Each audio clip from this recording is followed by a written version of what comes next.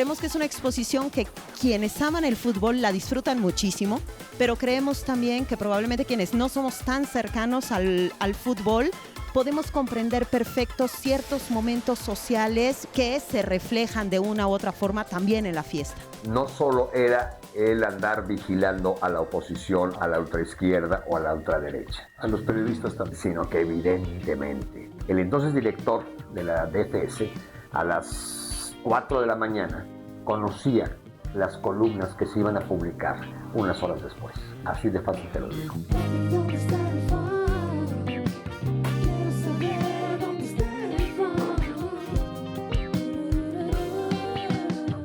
Cisneros, buenas noches. Llegó nuestro momento favorito de la semana, que es venirnos a sentar a dudar. Pues yo te confieso que los videos que mandan sí me ponen de buenas. O sea, es como ir a hacer un viaje rápido en 10 minutos. Pero con además, la experiencia de alguien más. Ganas de conocer nuevos lugares, nos han dado buenas ideas para visitar, aquí nuestros dudantes que nos mandan videos, está chido. ¿Por dónde quieres comenzar? ¿Piedritas, piedrotas y piedresotas? Pues piedritas, supongo, no sé.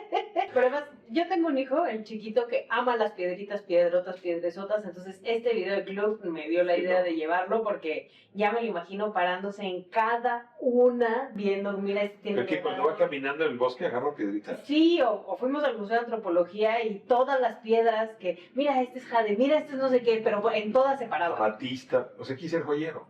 Pues estaría muy bien, ¿no? ¿Sí? Sí, estaría muy bien. Joyero rico. Exacto, joyero rico. Bueno, o geólogo.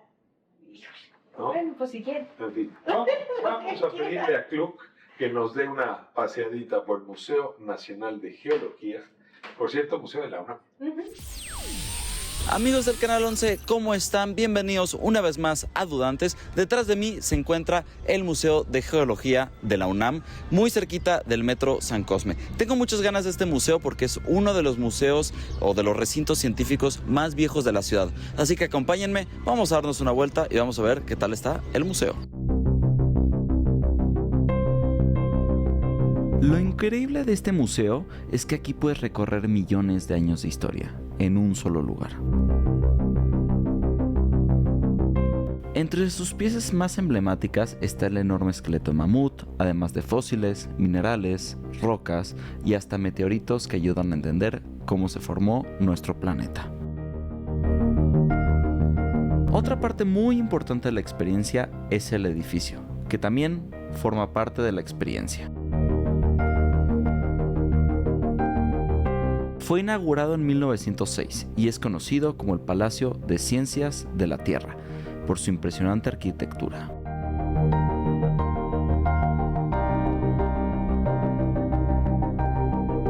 Este es un increíble plan si estás por la zona, solamente cuesta 30 pesos por persona y definitivamente es una parada obligatoria si vas con la familia, con la pareja, si te gusta la ciencia, el espacio o un poco de la historia de nuestro planeta.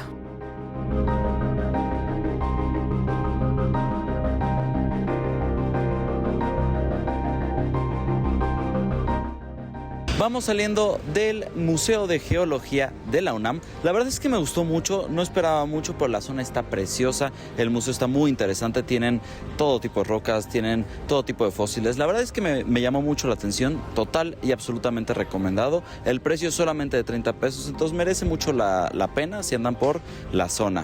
Muchas gracias por ver este episodio de Dudantes aquí en Canal 11. Yo soy Kluk, me pueden seguir en todas las redes sociales como @Klukis340 y nos vemos en la próxima. Adiós.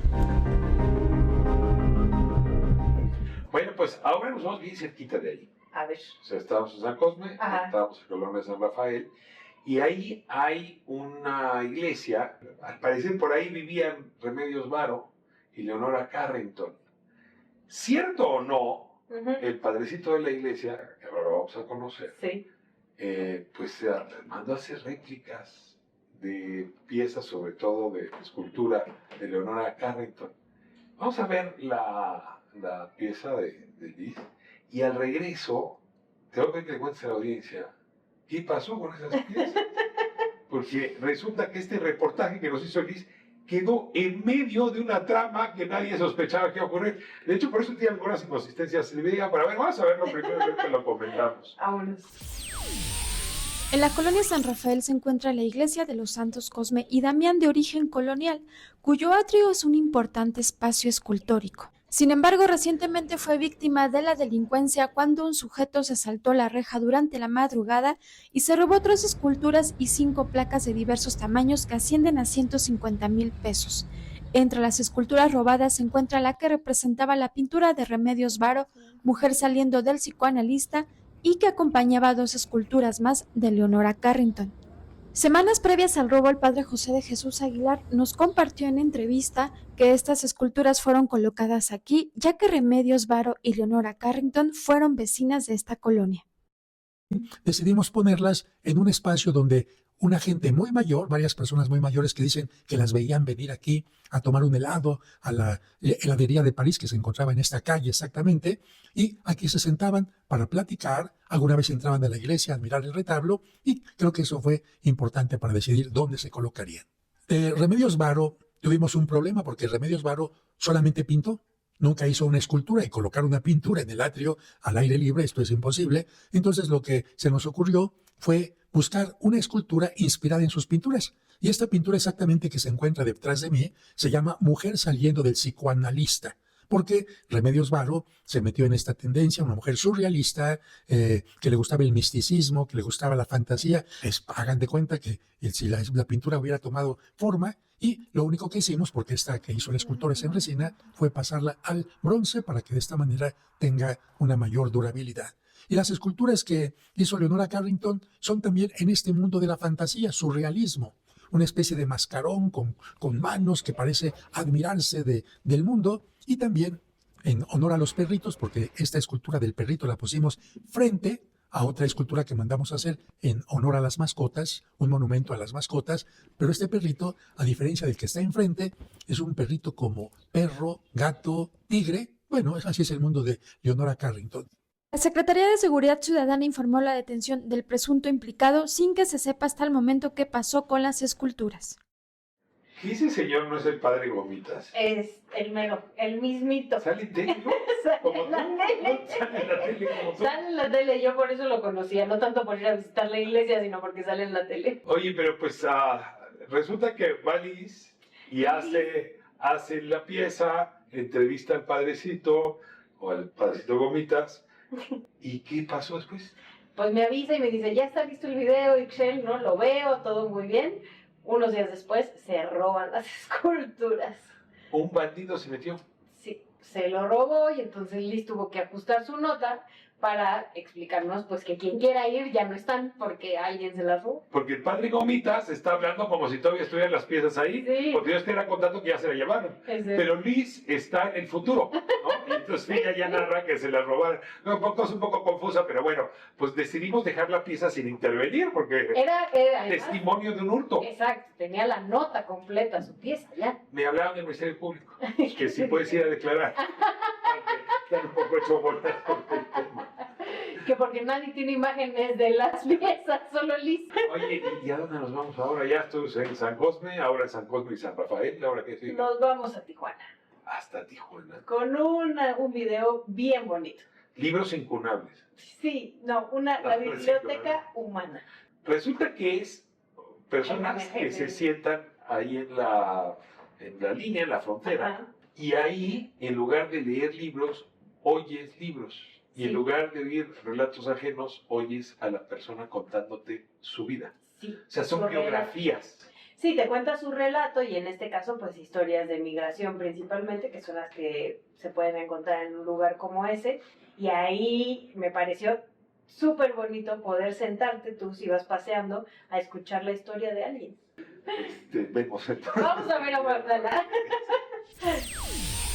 Bueno, la Biblioteca Humana es un proyecto que nació en Dinamarca en 2010 de unos bibliotecarios que la organizaron para acercar personas, ¿no? Acercar a los migrantes y a los ciudadanos. Yo la conocí en 2014 en la Biblioteca Vasconcelos, que realizó muchas bibliotecas humanas de 2014 a 2018. Y estamos haciendo esa actividad por segunda ocasión en el Jardín de la Amistad, Jardín Binacional. por parte del sistema de bibliotecas del Colegio de la Frontera Norte. Tenemos 8 libros humanos que van de con edades de los 22 a los 82 y son diversas historias, mujeres jóvenes, mujeres maduras, don Robert de 82 años que de niño desde los 9 años salió de su natal Guatemala. Todo se hace con trabajo voluntario. Los libros humanos son personas que deciden compartir su historia y los tomamos como un libro que puede ser prestado, humano, durante 20 minutos a distintos lectores. En realidad es un acto de intimidad en un espacio público, donde conversas con personas que quizá nunca te cruzarías o nunca hablarías con ellas en otros contextos. Entonces tenemos la sinopsis de los libros, el lector llega, decide qué libro quiere leer, lo anotamos en un rol y lo lleva en préstamo durante 20 minutos. Hay muchísima información en internet porque desde el 2014 que se empiezan a hacer en español y en Latinoamérica, pues cada quien puede organizar su biblioteca humana en distintos contextos, escuelas, bibliotecas, espacios públicos y como dicen desde el origen de la actividad, la premisa es que cada persona tiene una historia que contar, que compartir. Entonces hay mucha información en redes. Nosotros seguimos mucho la metodología de Ramón Salaverría que hacían en la Biblioteca Vasconcelos, que es contactar a personas que quieran compartir alguna historia y hacer estas maquetas como de libro, digamos falsos libros, para que las personas se emocionen e incluso tiene un poco de juego donde dicen no entiendo bien de qué es la actividad. Entonces ya cuando les explicamos que es un libro humano, que es una persona que te vamos a prestar por 20 minutos, hay mucha sorpresa. Entonces lo ideal es que distintos grupos en distintos lugares organicen una biblioteca humana de acuerdo a sus posibilidades. Como siempre dice Ramón Salaverría, la biblioteca humana es muy barata. Ocupas 2 sillas, 2 personas que se encuentran y poco más. Bueno, ¿te imaginas cuánto tiempo necesitarías tú para contar una buena anécdota de tu vida? Es decir, diría, ¿media hora? ¿45 minutos? Media hora yo creo que sí me la he hecho muy fácil, sí. Sí, convencente. Sí. Ahí una ¿Qué buena historia historia. contarías? Yo creo que tendría que ver con mi papá, sin duda, porque era un personaje muy divertido. Algo de podríamos hablar, sí, mucho tiempo. Vamos a ver, que por cierto ya viste que esta historia arrancó en Dinamarca. O sea, Sí. Bueno, pues si quiere usted o libros humanos, ahí en la frontera, ahí en Tijuana hay. Y próximamente Excel Cinema nos va a contar historias sobre su padre. Vamos agendándolo, ahí aguante tantito. Por cierto que su padre estaba lleno de mitos, entonces por favor, estése listo para dudarlo todo en este espacio. Novelado. Bueno, vámonos. Vámonos, Vamos a pues. la calle.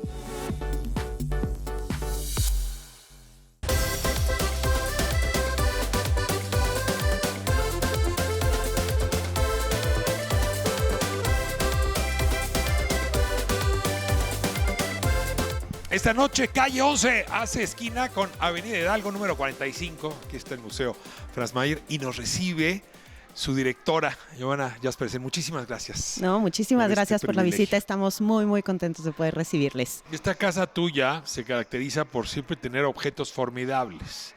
Y esta es una colección de objetos relacionados con el fútbol. Así es. Bueno, esta casa nuestra y de todas las personas, hemos buscado históricamente por la colección que hace Franz Mayer, que hace una colección de artes decorativas, de artes aplicadas. En realidad es como si tuviéramos una colección de diseño de todos los tiempos, o así nos gusta verlo, en la que no existe una, digamos, una barrera real entre lo más antiguo y la historia reciente o los objetos contemporáneos.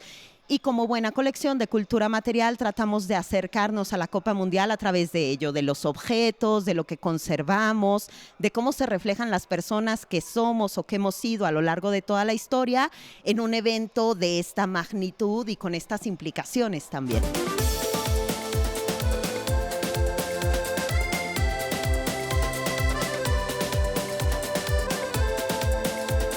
Este viaje a través de los mundiales es un viaje a través de los mundiales de las Américas. Así es. Y mi ignorancia hoy encontró un punto de solución. Tiene muchos conflictos, pero ese sí se resolvió. El primer mundial en las Américas es en Uruguay. Así es. Y es 1930. Así es. A ver, déjame detenerme ahí. Me llamaba la atención sobre todo los balones. Qué viejos, perdón, qué antiguos se ven. Sí, cuando vemos la tecnología de los materiales, de los objetos asociados con el juego es tremendo, ¿no? Porque lo vemos con los balones, pero por ejemplo también con el calzado, ¿no? Cuando vemos los primeros tacos que se utilizaron, los materiales, la rigidez de los materiales o lo que significaba a nivel diseño, cómo va cambiando la indumentaria, ¿no? Vemos justo en las imágenes de Uruguay del 30, vemos a las personas yendo de largo a los juegos de fútbol. Casi como si fueran a la ópera. Como si fueran a la ópera, literal, pero en una cancha de pasto para ver un evento deportivo, ¿no? No tenía que ver solo con los materiales con los que jugaban o con los que se vestían los jugadores, sino también con todo el ritual deportivo que ahora es completamente distinto a lo que fue entonces. Tienen varios objetos que pegan de gritos cómo fueron las cosas, pero, por ejemplo, una que me llamó la atención es la última playera blanca y azul de Brasil, porque después del maracanazo se cambiaron el uniforme amarillo y azul. Así es. De hecho, tratamos de hacer muchos acentos justo en cómo fueron cambiando estos elementos de diseño. En muchas ocasiones sí tiene que ver con la investigación, los materiales, la innovación, pero hay otras, vaya, tan singulares como esas, en las que en realidad se asocia a la mala suerte y por qué habían perdido el partido y que no podían volver a jugar con esos colores, y cambia toda la identidad visual de un equipo que ahora para nosotros siempre va de amarillo, ¿no? Ya nunca lo imaginamos en la playera con la que perdieran este emblemático juego.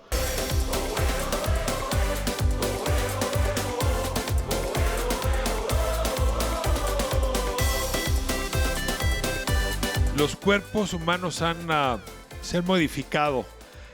Uno mira la camiseta de Messi y es pues el de un hombre alto, musculoso, y uno voltea a ver, voy a decir, la de Hugo Sánchez, ¿no? Y nos damos cuenta que en una generación algo pasó con los cuerpos, con las camisetas del fútbol. Sí, con las camisetas, bueno, con las partes bajas también, ¿no? Y eso creo que todos lo recordamos, o sea, todos recordamos a estos jugadores con una indumentaria mucho más corta de la que lleva ahora un jugador de fútbol.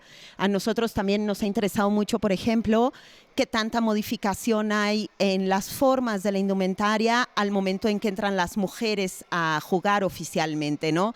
Hemos buscado dedicar un espacio importante al Mundial Femenil no oficial del 71, porque todavía no podía ser oficial, el juego de las mujeres no era oficial, los equipos que juegan en contra del sistema porque no se suponía que podían jugar, y es el primer evento masivo de esa envergadura a nivel mundial. O sea, son más de 100,000 personas viendo un partido de mujeres.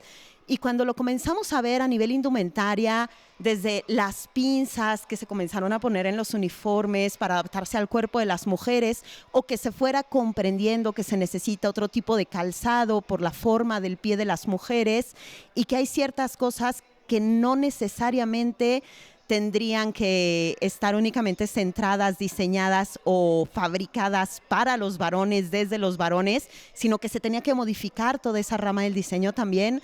Me resulta fascinante. Sí, hay que subrayar, 1971 vi una publicación que decía 70,000 personas viendo un partido. Es decir, no es cierto que no había público, que no había afición para ver el fútbol femenil, pero la FIFA se tardó muchísimo en verlo, ¿no? No voy a hablar muy mal de la FIFA, pero en esto sí. De oficializarlo, ¿no? En realidad, el cálculo se supone, o sea, entre las personas que estuvieron en calle, quienes estuvieron en estadio, hay cálculos que arrojan incluso 100,000 personas. Es muy impresionante, no solo el que no se haya considerado, sino además de eso, qué tanto estuvo acompañado por una cantidad de prejuicios, estigmas, construcciones de género que ahora nos resultan totalmente anquilosadas, desde la gráfica, sexualizando a las mujeres, pero también elementos como que se pintaran de rosa los travesaños de las porterías, por ejemplo, ciertos elementos también al infantilizar a la mascota. Incluso cuando uno escucha las historias de las pioneras, nos damos cuenta de que en realidad, estando tan cerca, porque no es muchísimo tiempo de distancia, las diferencias son absolutas de algo que ahora nos parecería totalmente inaceptable.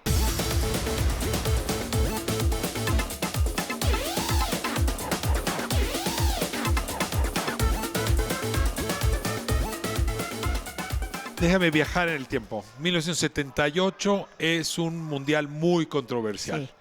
Sí. El golpe de Estado en Argentina pues ha tratado de ser enmascarado justamente con el Mundial. hay algunas personas que no se sienten contentas con lo que está sucediendo o no sucumben al engaño.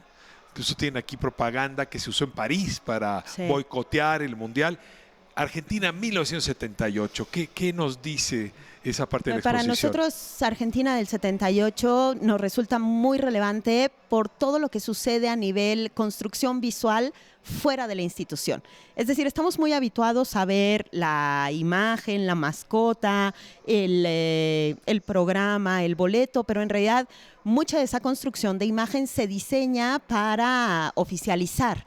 En el caso de Argentina, la producción visual que existe y gráfica a partir de las comunidades, de las personas, para la protesta, la denuncia, creemos que generó un movimiento visual y gráfico que en América Latina sigue siendo muy destacado por lo contundente y lo preciso que es en el mensaje. Entonces nos parecía que era muy importante no mostrar únicamente la parte visual o de diseño que corre a través de la institución o a través de los materiales o las marcas de la indumentaria, sino también a partir de las personas que toman calles, que toman un póster, que hacen un cartel. Déjame, te provoco. 86 fue el año posterior al terremoto. Sí. Y nos metió en muchas tensiones. Sí. Había mucho miedo en 85 de que se perdía el Mundial. Sí. 86 se utilizó como decir, ya salimos, decirle al mundo que el terremoto no habría sido tan terrible. ¿Hay algo de eso también en esta reflexión? Hay parte de la memoria social, por supuesto, tanto en la parte del 86 en México como en el Mundial de Chile, porque en el caso de Chile fue la misma historia o algo muy parecido. Venían del temblor, me parece que sigue siendo el sismo más fuerte que haya habido en América Latina hasta el día de hoy. Y cómo el Mundial se utiliza también como un elemento, digamos, de unión, de reconstrucción, de posibilidad de sanar en cierta medida ciertos tejidos de unión, ¿no? Creemos que hemos buscado no hacer juicios de valor en relación a cómo suceden los hechos de los distintos mundiales, pero sí en la manera en la que las personas a través del mundial comienzan a diseñar, bien sea una ciudad, una posibilidad de recuperación social en zonas circundantes al desastre, o bien reivindicaciones de otros temas, como puede ser el género, las diversidades, y cómo lo hemos visto distinto a lo largo de la historia. Creemos que es una exposición que quienes aman el fútbol la disfrutan muchísimo, porque pueden ver desde, digamos, piezas autografiadas o que se utilizaron en momentos muy icónicos que recuerdan y que forman parte de su historia, pero creemos también que es una exposición que probablemente quienes no somos tan cercanos al fútbol podemos comprender perfecto ciertos momentos sociales muy importantes en la historia de América que se reflejan de una u otra forma también en la fiesta.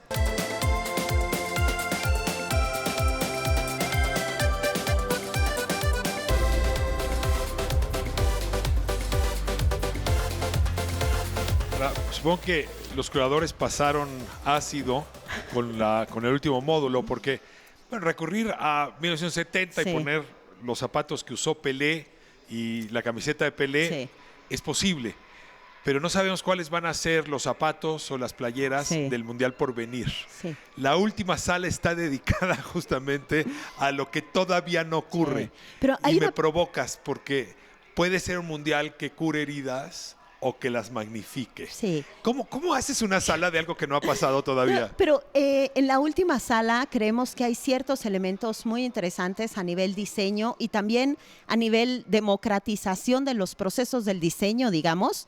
Nunca habíamos visto en la historia un cartel que no se comandara a un artista o a un diseñador.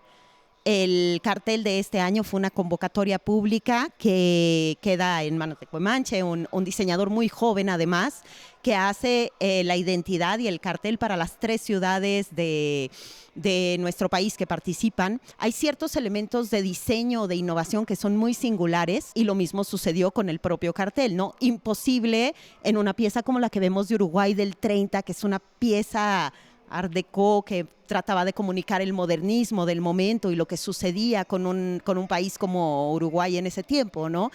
Es un poco la radiografía pues sí, de las La personas que hemos museografía sido. lo permite, ¿no? Porque en efecto tenemos las pantallas con el arte digital. En fin, vale la pena detenerse por aquí en estos días, este homenaje a la cultura del fútbol y al fútbol, cómo impacta la cultura.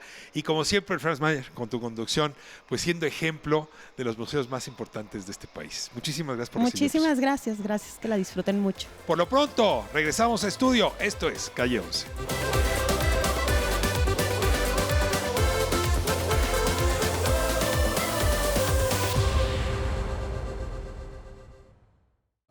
Buenos días, I wake up in the morning and I ate a sandía. Te veo en la cama y ya sé que es un buen día.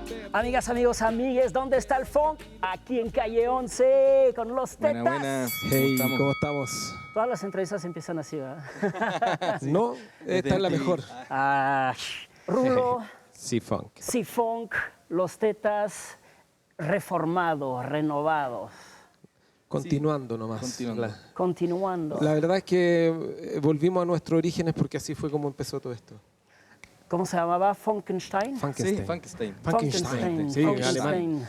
Y tu playera de los Red Hot Chili Peppers. A ver, cuéntenos ese encuentro fatídico, este amor musical a primera vista. Bueno, teníamos una amiga en común que quería armar una banda y nos reclutó a ambos para que fuéramos sus músicos. Cuando nos conocimos, la primera pregunta nos hicimos ¿qué música te gusta? Y Cristian respondió el funk y yo también. Y quedamos impresionados porque en ese momento nadie conocía el funk. Entonces quedamos sorprendidos y inmediatamente decidimos armar una banda de funk a la que le pusimos Funkenstein, como tú mismo dices. Y 93. Más o menos. Exactamente, 93. Estuvimos como un año tocando, armamos varias canciones. Ambos tocábamos guitarra, yo todavía no agarraba el bajo. Y bueno, y ahí comenzó todo este camino del funk. ¿Y cuándo se convirtió Funkenstein a los tetas? Fue al año siguiente cuando entraron un par de amigos más, el baterista, el Pepino y el T-Time, que empezó a rapear y ahí ya nos conformamos como los tetas, encontramos un nombre que nos gusta mucho. El sonido Sunshine, decían. Sí, es un concepto que nos gusta mucho porque es como estamos muy influenciados por el funk de los 70 y hay como un espíritu setentero que es muy cálido, esos colores como de atardecer, como... Playita aquí en México. Ajá, alegre. Sí, como un vibe así que te hace sentir bien por dentro. Eso es lo que queremos transmitir y lo que queremos sentir cuando tocamos. Nosotros hacemos música para bailar y para que la gente que está bailando tenga ahí su conexión. Y obviamente la sensualidad y la sexualidad, esto es parte de eso. Roja por dentro, a que tú no sabes lo que es. Yo sí sé, dulce es como juega mi lengua en el café.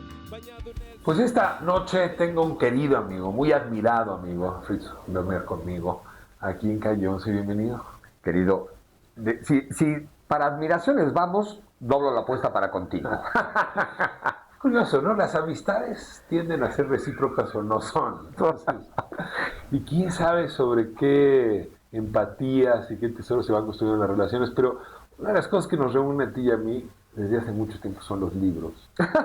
Los que uno ha leído, los lugares donde nos ha leído y los que uno escribe. Y ahora nos traes un texto que siento viene muy a tono con la necesidad de leer nuestra época. Esto ocurrió cuando tú eras un niño y yo poco mayor. Yo ya era más que adolescente, ¿eh? Pero para la el muerte 84. de Manuel Buendía marcó un antes y un después con respecto a la relación entre el poder y la prensa. Totalmente. Y le dedicas un trabajo concienzudo para narrar esta operación noticia, que es la que llevó a Buendía a morir, y luego nos enteramos por obra de la Dirección Federal de Seguridad, que era la que estaba encargada de darle seguridad al país y no darle ninguna. Comienzo con lo obvio. Ayúdame a contarle a las audiencias más jóvenes por qué fue un episodio que hizo historia. Es decir, si uno revisa la década de los 80 en México, pues hay momentos clave: la nacionalización de la banca, el temblor del 85, la elección del 88, pero yo sí, cuando pongo 5, tendría que poner el episodio de Manuel Buendía. Evidentemente. ¿Por qué? Evidentemente porque, bueno, para empezar, la relación entre la prensa y el poder o el gobierno tenía un sentimiento de codependencia e incluso de autocensura. Se hablaba mucho de libertad de expresión, pero realmente no existía. A nivel de los medios electrónicos, como recordarás, ¿no? La radio y la televisión tenían un control exagerado, y a nivel de los medios impresos, a través del papel. Entonces surge un personaje como es el periodista Manuel Buendía, cuya trayectoria es muy religiosa, incluso él estuvo en el seminario, y empieza a generar sus pininos como periodista trabajando para el periódico del PAN, de Acción Nacional, y de pronto sucede una transformación en su vida que termina siendo, uno, el creador de la columna política en México, no porque no existiera la columna política en México antes, dentro de los géneros periodísticos, pero es el que le da credibilidad a la columna política, recordando que antiguamente el dueño, el maestro y el corrupto de la columna política era Carlos Denegh. Por lo tanto, el género de la columna política en nuestro país no tenía un valor de credibilidad. El vendedor de silencio, como lo según llamó Enrique Serna, exactamente, el vendedor de silencios. A ver, déjame poner algunos acentos. Buendía es un hombre que tiene los archivos muy en orden. Buendía es un hombre que tiene un disco duro, no había discos duros en todos sus programas, no personales, pero funcionaba muy bien para entender quién era quién. Y se metía en investigaciones que nadie más se atrevía. Una de ellas es esas primeras investigaciones de la vinculación del crimen organizado, el narcotráfico y el poder político. Mira, hoy dirían, bueno, pero eso es pan de todos los días. No. En ese entonces, no, era pan de cada año. Pero déjame ir un poquito atrás. Como bien estás diciendo, y yo creo que es parte por lo cual, evidentemente, se le silencia, pero antes, un par de años antes, es el primero que descubre la intervención de la CIA en México. Recuerda que en 1981 publica su libro La CIA en México, donde da y ofrece datos precisos de direcciones, de nombres, de empresas vinculadas a el tráfico de armas y sobre todo a la injerencia de la Agencia de Inteligencia Norteamericana, mejor conocida como la CIA, en nuestro país.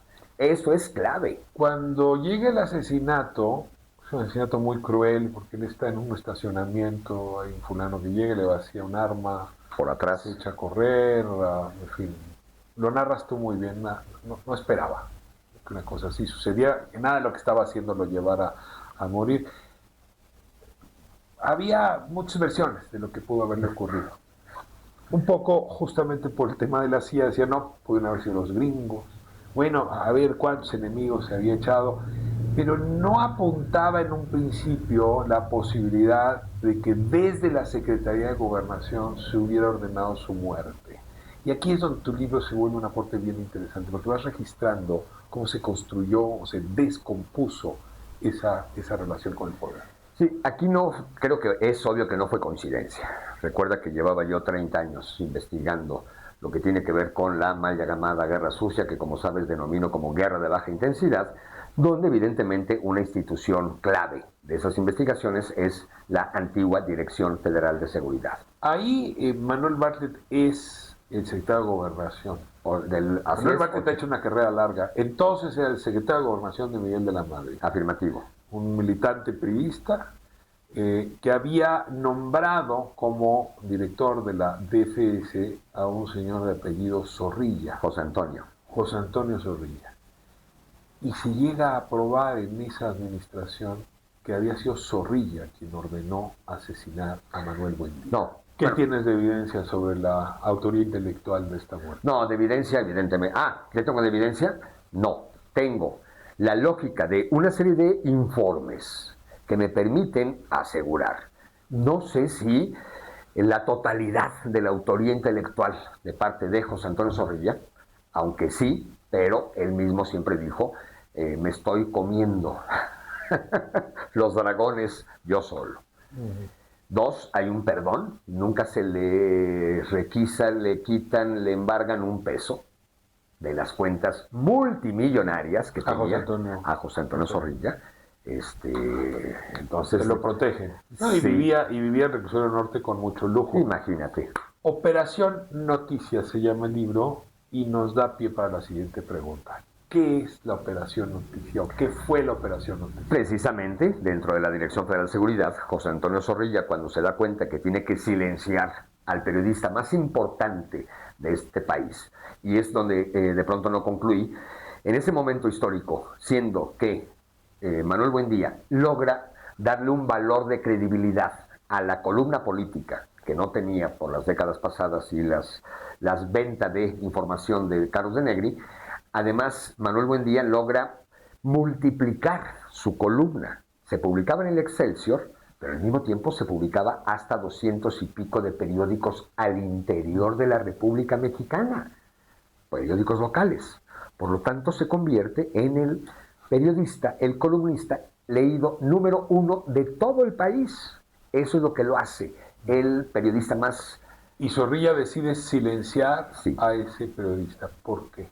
Porque descubre a través de el informe, o pudiéramos decir la traición del mejor amigo de Zorrilla, que va con Manuel a decirle: José Antonio es mi amigo, es mi carnal, es mi hermano, pero anda en malos pasos. Ya me a corte y regresamos a que nos cuentes cómo se armó la Operación Noticia. Ya estás.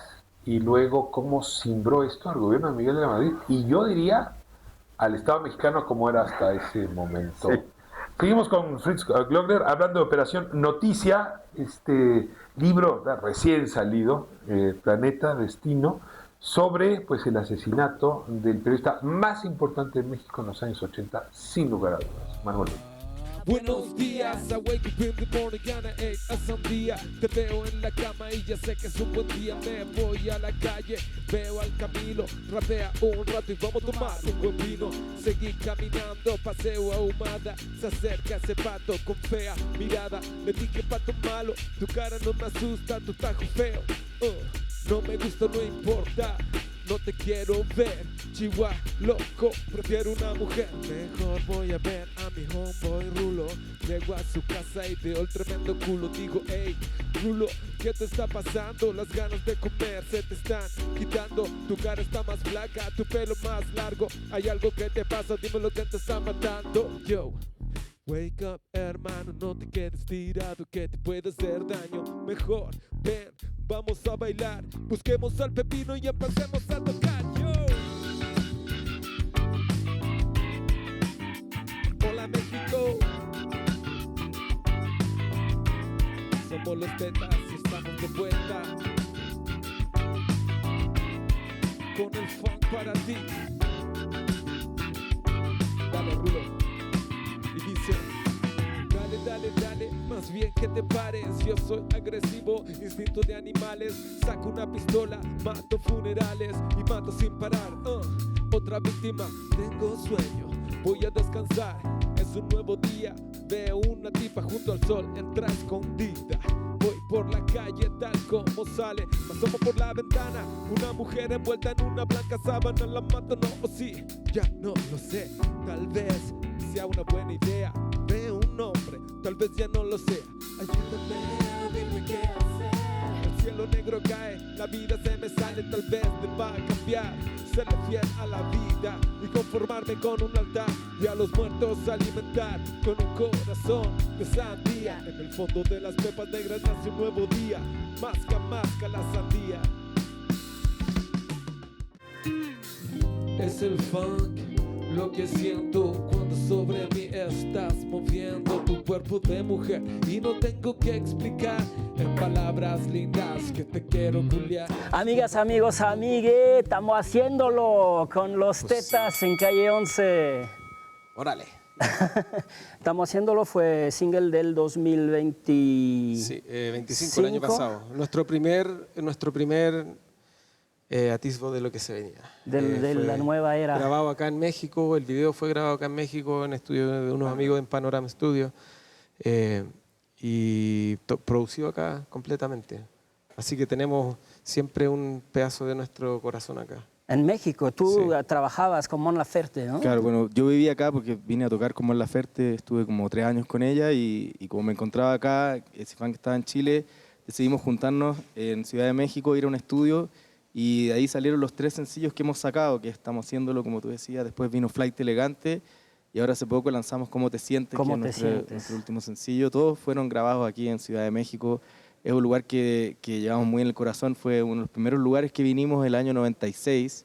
Ciudad de México era muy diferente, pero vinimos acá, estuvimos como un mes más o menos y nos enamoramos de México, así que siempre queremos volver. Sí. Y se repite la historia porque ahora que estamos continuando esto, la primera salida fue a México y la segunda a Colombia. La vez anterior fue la primera a Colombia y después México, así que es un buen augurio. ¿Gira mexicana? ¿Están a la mitad ahorita? Estamos a la mitad. Empezando. Sí. Llevamos 3 fechas solamente. Llevamos 4, pero mañana tenemos una fecha muy importante en Guadalajara. Guadalajara. Sí, Guadalajara. Una plaza importante para nosotros, porque también hemos tenido un poquito de historia ahí y sabemos que hay buenas bandas y que nos van a acompañar hartas bandas ahí. Después nos vamos el 13 de agosto. Mañana Mérida, domingo Cancún. Eso, y el 13 de agosto vamos a estar en Monterrey, el 14 de agosto vamos a estar en Tijuana y el 16 de agosto vamos a estar en Ciudad de México, nuevamente, para cerrar la gira. En el Foro Alicia. Foro Alicia. Para toda la gente que no pudo ir al Faco Room, que estuvo buenísimo. Y estuvo soldado. Vamos a hacer un Foro Alicia de despedida y para cerrar esta gira aquí en Ciudad de México. Cuídate, porque vida es solo una. Baja de tu luna, ya no duermes en la cuna. Estamos de vuelta con Fritz Glockner en esta última entrega. Que decías hace un momento, vale la pena subrayarlo, que se inserta dentro de tu agenda de investigación. Sí. O sea, tú has trabajado temas justamente de la guerra de baja intensidad, la guerra sucia, incluso familiarmente es un tema que te ha, vuelto al revés y al derecho. Y esta investigación se ubica en ese campo de tu interés. ¿Por qué? Estoy concluyendo de redactar, de escribir ese libro, Los años heridos. Me aparece obviamente el tema de Buen Día y me remite a los años 80 y me percato que no se ha escrito la totalidad. Y recuerdo una cena de coincidencia con Ignacio Morales Lechuga en la Ciudad de México, en el penthouse de la Procuraduría de Justicia de la Ciudad del Distrito Federal entonces, donde de viva voz él me narra cómo detuvo a José Antonio Zorrilla. Y entonces me vienen los fantasmas, los recuerdos, y de pronto entrego Los años heridos. O sea, Morales Lechuga, entonces procurador en 1989. A él le toca la detención. Ya el sexenio de Salinas. Sí. Y entonces se me queda el tema rondando y empiezo a recordar libros, recortes de periódicos, entrevistas, y llega la pandemia, compañero poeta, y nos encerramos. Y escribo Voces en Rebelión, un libro sobre Puebla, pero me clavo a investigar de manera, ya sabes, cuando uno dice voy a meter el colmillo, te metes y no hay cocina que se te cierre. ¿Qué tiene de interesante la Operación Noticia? ¿Qué aprendiste del gobierno, de la Secretaría de Gobernación, de los aparatos de represión, de los aparatos de inteligencia de los años 80 en México a partir de Operación Noticia? Más que aprender, confirmo, porque yo ya traía la lógica de haber encontrado la conversación que sostuvieron en abril de 1961 mi abuelo Julio Glockner, cuando era líder del movimiento de reforma universitaria en Puebla, con el enviado directo del presidente Adolfo López Mateos, porque quería saltarse el entonces secretario de Gobernación, y encuentro lo que se dijo en ese desayuno, siendo que en esa época, ¿cómo iba a haber grabadoras, micrófonos, celulares, no? Y está registrado esa reunión, ese encuentro, porque se comunicaron por teléfono los muy sonsos.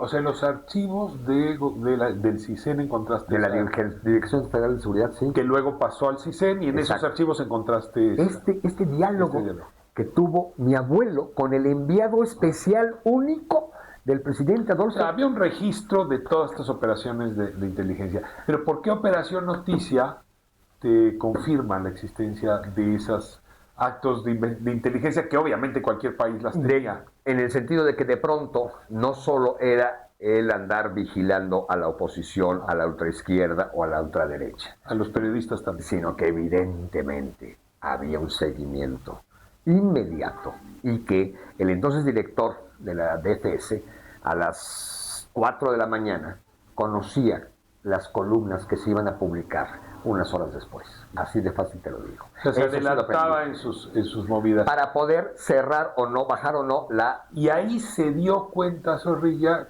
que Manuel Buendía lo estaba investigando.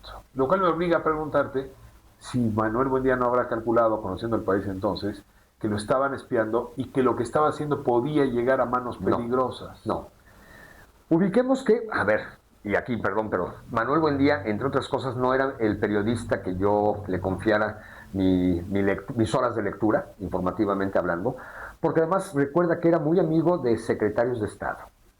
Tenía muchos nexos con el poder. Y por eso tenía tan buena información. Él había sido jefe de prensa del Departamento del Distrito Federal, era el jefe de prensa el 10 de junio de 1971. Nada más. Es decir, el halconazo. A él le toca el halconazo festejando su cumpleaños. Nada más, ¿no? Perdón, para mí Manuel Buendía no era el periodista de la credibilidad.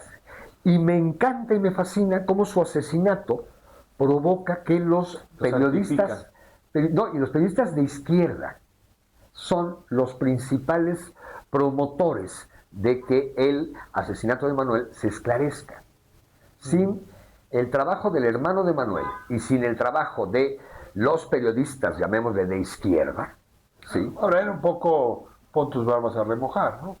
Sobre todo. La idea es, si hay un periodista como este, que es cercano al régimen, que lo investigaron y lo mataron, pues imagínense a los demás. En su funeral, Raimundo Riva Palacios, Miguel Ángel Granados Chapa, Mejido,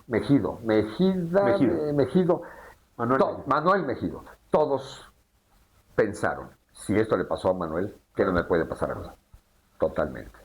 Cerramos con el siguiente capítulo. Se hace la investigación y se descubre que es desde la DFS donde ocurrió esto.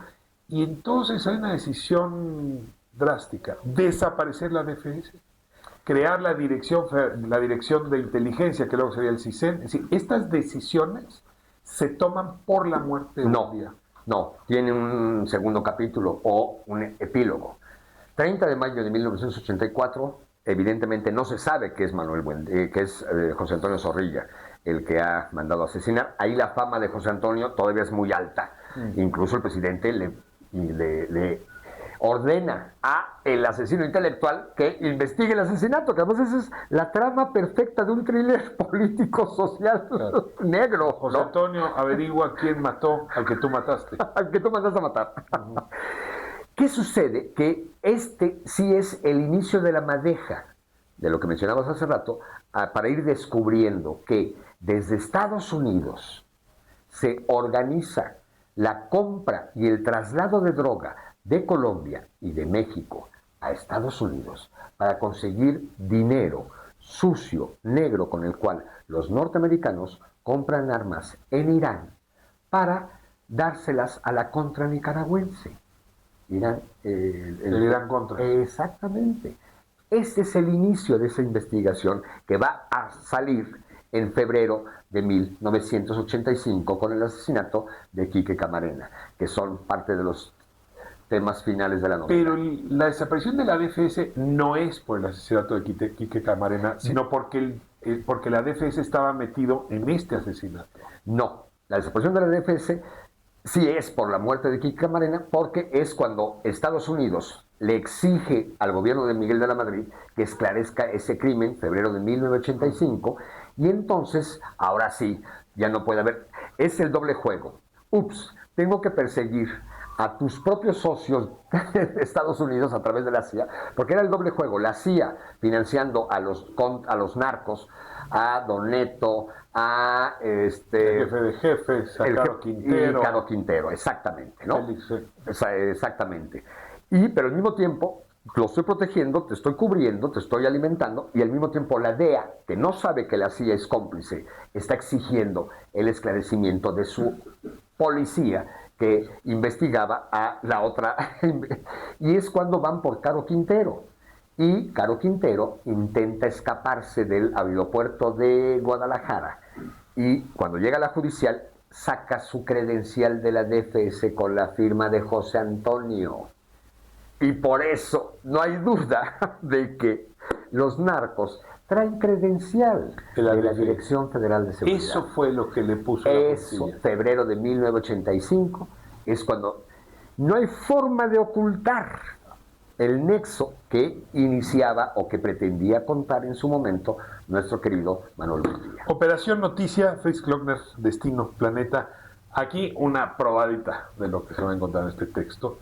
Y bueno, pues como usted lo habrá notado por la elocuencia de Fritz, en realidad es un conjunto de trabajos que ya vimos hacia dónde apuntan adelante. Decirle a tus editores que te vuelvan a presionar, porque siempre cada entrega es un regalo y a mí me da un buen pretexto para la conversación contigo, Fritz. Contigo siempre es un placer, querido. Muchas gracias. Nos vamos al segmento musical antes de cerrar el programa. No se vaya, esto es Callao.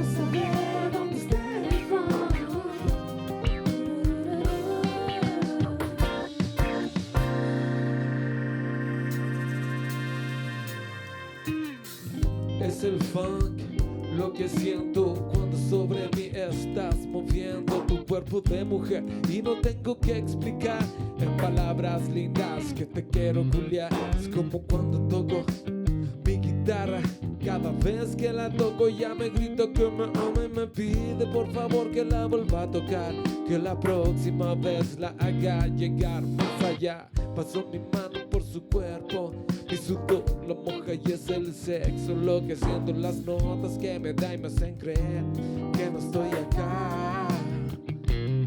Yo pienso, nena, tómate tu tiempo, mira, examina, siente el momento, sácate la ropa de a poquito, que si lo haces así más se me para el pico. Me llevas lejos en un viaje interestelar, me llevas a Venus, que es mi planeta natal. Pasamos cerca del Olimpo, los dioses nos ven, nos dan el tiempo para terminar y entender. Y así mi guitarra comienza a gritar las notas de placer en las que va a terminar esta improvisada canción, que repetiremos luego en una nueva ocasión de hacer el amor, porque el funk está en México una vez más. Sácalo junto a mi girl.